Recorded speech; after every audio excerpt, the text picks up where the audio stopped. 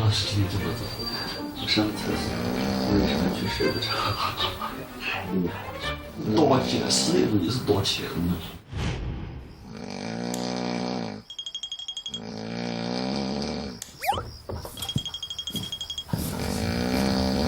给我打了，真的。把被子拿出来睡外面吧，辛苦了。我看了你们那么远。第一个打起来的就是我。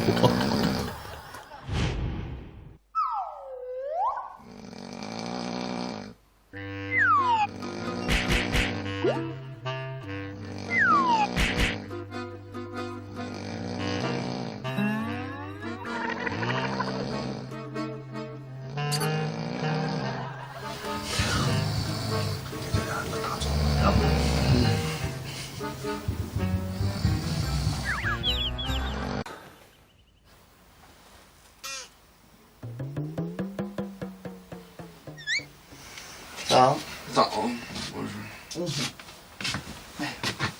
他们都出去了。你在客厅。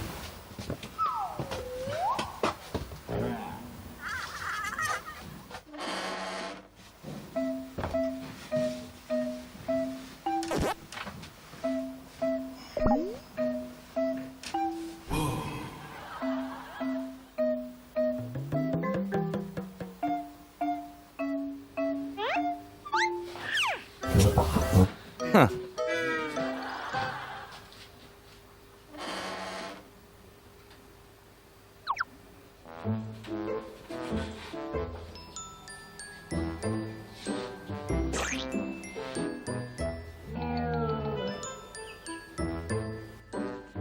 吃不起来了，昨天晚上只能说是惊雷呀，太横了，珊珊4季了，第一次我没有出去睡过，太厉害了，太横了。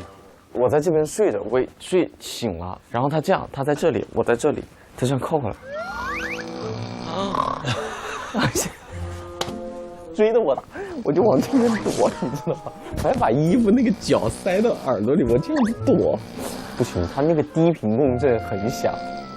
后来特改高频，你们走了以后他，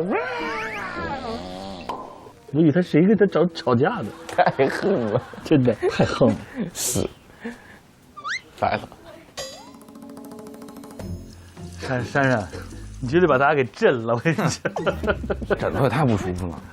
别怪枕头啊，跟枕头有啥关系？我跟你说，哥，你知道最近咋的？肯定是又胖了。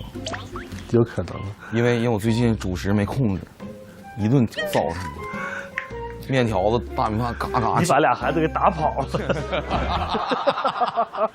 强哥，哎，这回你让我们都没睡，帮我们压下水呗。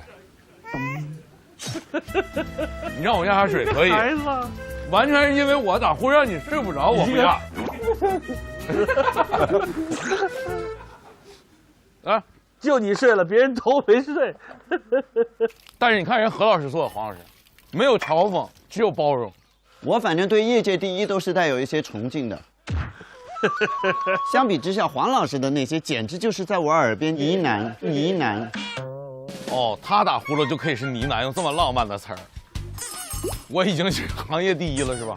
你是怒吼啊！怒吼天子。一心哥说，昨天晚上那么多美好的印象全都破灭了。